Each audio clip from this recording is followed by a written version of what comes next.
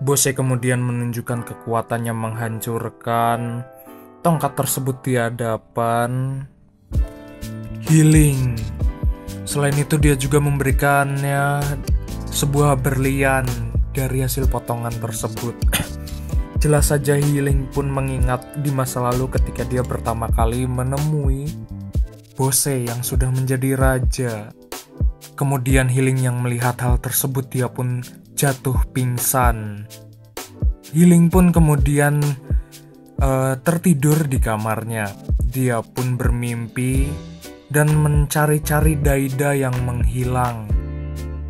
Sementara itu, salah seorang penjaga di sana menyadari kalau ada gerombolan serigala akan mendekati ruangan tersebut dan mengingatkan salah seorang pelayan di sana agar tidak membiarkan Healing keluar dari kamar tersebut.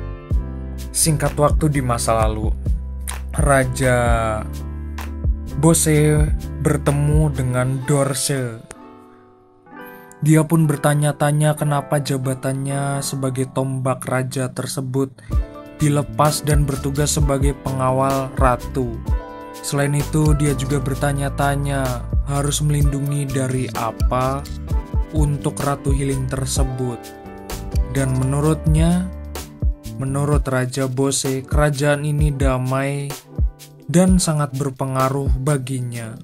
Tapi dijelaskan oleh Raja Bose, dia harus berada di sisi ratu untuk sementara waktu. Singkat waktu, Dorse pun kemudian menemui Ratu Healing. Dan dia pun tampak kaget karena Dorse begitu besar badannya. Lalu dijelaskan oleh Dorse kalau dia ingin menjadi penjaganya atas perintah Raja Bose. Tapi untung saja Ratu Healing tersebut menyadari kalau itu dari permintaan Raja Bose dan memaklumi hal tersebut dan menerimanya. Selain itu, Ratu Healing juga memintanya untuk tidak terlalu dekat dengannya karena menghindari fitnah. Tapi sayangnya Dorse tidak bisa berpisah menjauhi dirinya. Tapi jelas saja Ratu Healing pun ngambek karena dia seorang ratu dan harus menerima perintahnya.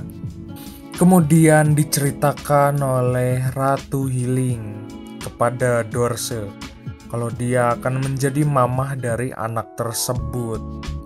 Namun menurutnya akan cukup sulit karena Boji selalu mewaspadainya sebagai orang asing. Saat pertama kali Boji bertemu Ratu Healing, Boji pun ketakutan sampai lari ngabret sedan-edannya. Sejak saat itu Ratu Healing pun merasa kesal karena tidak bisa bermain dan menjadi mamahnya sepenuhnya. Mereka pun berlari-larian satu sama lain karena Ratu Healing akan memberikan kue tar. Sampai akhirnya setelah Ratu Healing lelah dan duduk ngedeprok di suatu tempat, Boji pun mengambil kue tersebut. Rupanya kue tersebut diberikan ke almarhum mamahnya sebelumnya yang sudah meninggoy. Sejak saat itulah Ratu Healing mengobrol dengan para pelayan di sana. Dia rupanya berlatih untuk bisa mengobrol berbahasa isyarat dengan Boji. Saat pertama kali Ratu Healing mencoba mengobrol dengan Boji, dia pun ketakutan dan kabur dari tempat tersebut.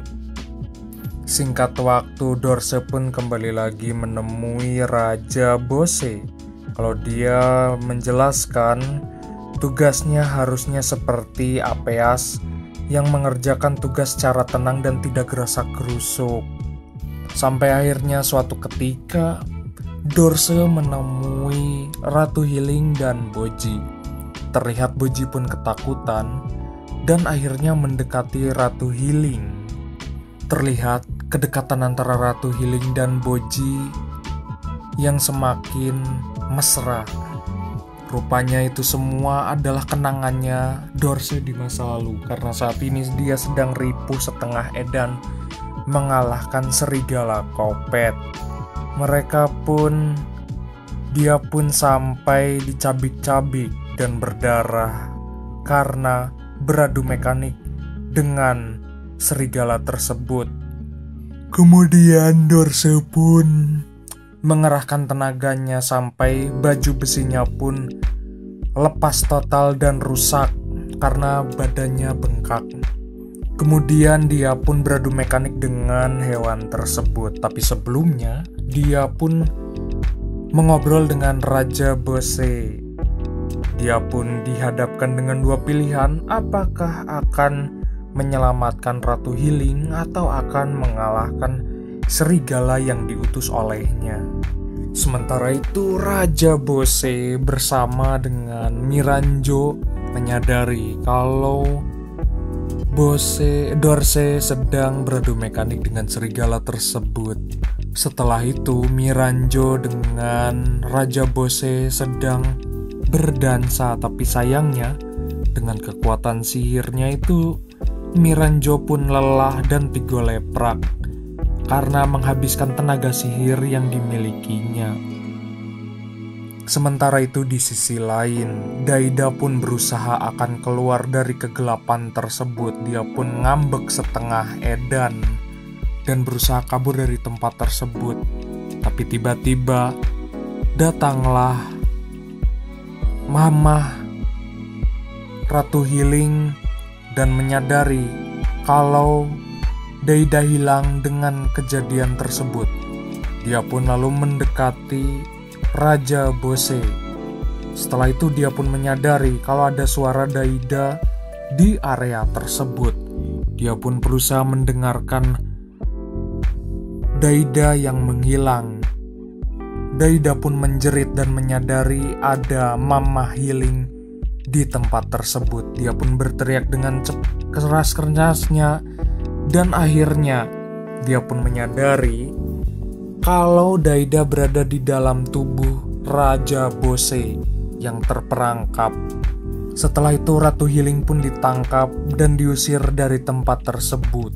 Sementara itu Daida sedang ripuh dan bingung bagaimana keluar dari kegelapan tersebut.